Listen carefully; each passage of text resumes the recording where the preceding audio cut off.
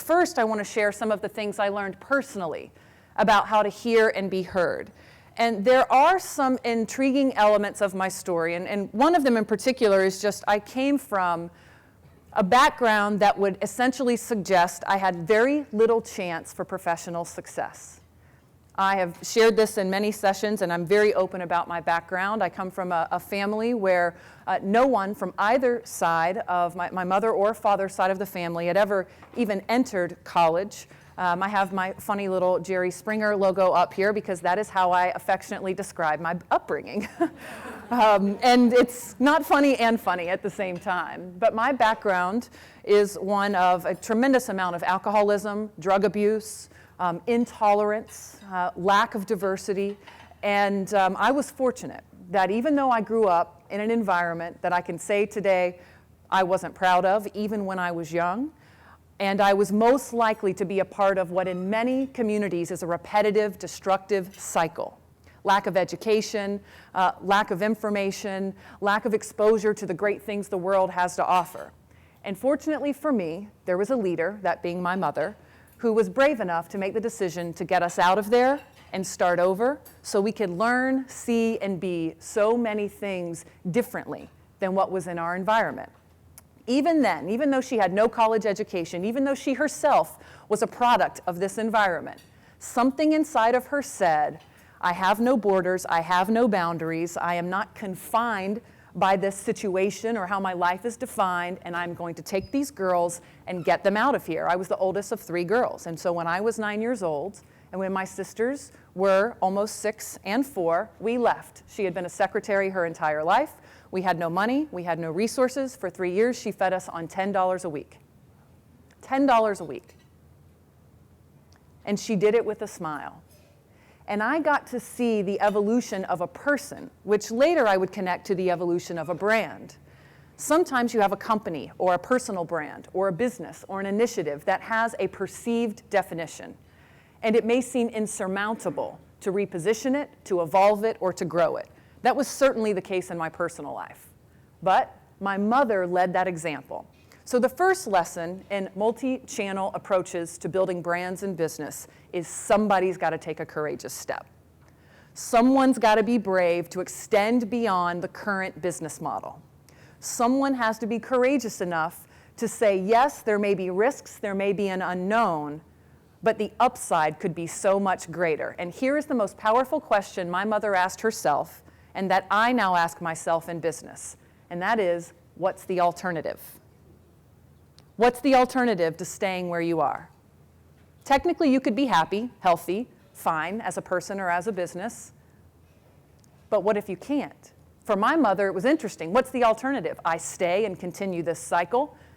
If I don't take my kids away, the state will. And this question of if not me, who?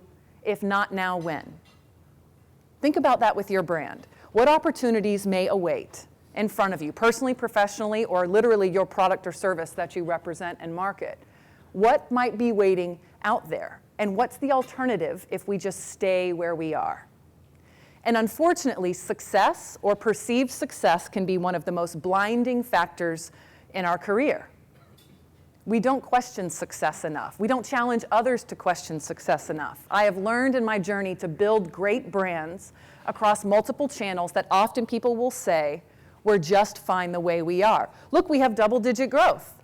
We have new franchisees coming on board. We're gaining market share. Whatever the statement is, someone's got to be hungry enough and curious enough to say that's not good enough.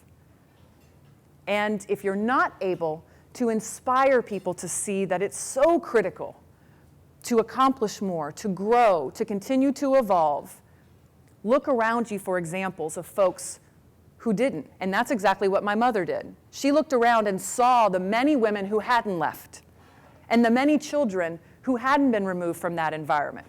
So they were alive, they were healthy, and they were relatively happy in their own world. But she said, even though I could stay and be successful as defined by this universe, that is not what I want for my children. That is not what I want for my employees. That is not what I want for my franchisees. That is not what I want for my brand. We can be more. And it's critical to have that belief inside that you can be more. And you'll see a few things on the screen up here: no resources, non-traditional background, and then we get to the Hooters part of the story. So people often say, wow, you were a vice president of Hooters, and we were doing $1 billion in total system revenue, and by the time I left, we were in 33 countries, so quite a legitimate organization. However, it's Hooters. And so when I would walk up and introduce myself for the first time in a professional setting, and by the way, I was 17 years old when I started. I was 19 by the time I was asked to go on my first international operations initiative, and I was 20 years old when I moved to Atlanta to run global training for the organization. I could not even rent a car, and I was 26 when I became vice president of the company. So it was an interesting and rapid evolution of me as a person and of my career as the brand was evolving rapidly. And I remember one of the first times that I went into a professional setting and I shook someone's hand, and I'm in a suit, and I shook someone's hand and they said, "Where do you work?" And I thought, oh, here we go. 3, 2, 1, Hooters. And they'd go, oh,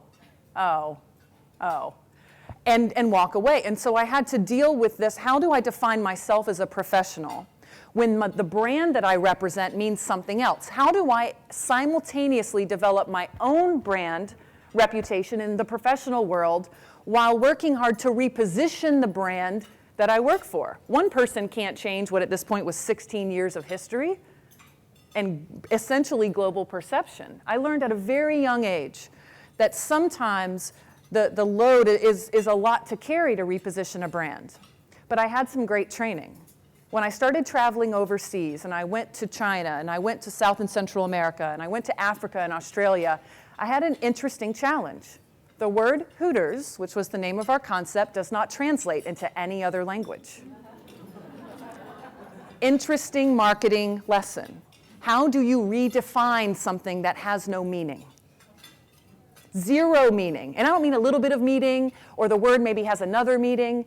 There is no other meaning, and it's a double entendre, obviously. So it's a complicated principle to try and recreate. So from the time I was 19 years old, I was really forced to go in and take a multi-channel approach, whether it was through the media, one-on-one conversations, repositioning something to help define a brand. And if it can't succeed in the restaurant space, maybe we will work in the casino space, or maybe the angle to get into this community is volunteering first and then restaurant second, or maybe the merchandise should show up first so people grow an affection for the owl and the logo. These were total areas of unknown for us. We were quite unsophisticated as a company. Despite the fact that we had hundreds of millions of dollars in revenue, you would be interested and probably amazed at the lack of sophistication within the company. I mean, hey, they're sending a 19-year-old to go open restaurants, so that tells you a lot. So we had to learn a lot of trial by fire, and that's how I started to absorb this concept of a multi-channel approach. And the reason why is because I would go down one channel and I would literally hit a wall. So it's like a maze. So then I've got to go down the other channel. Eventually you start noticing patterns of things that work.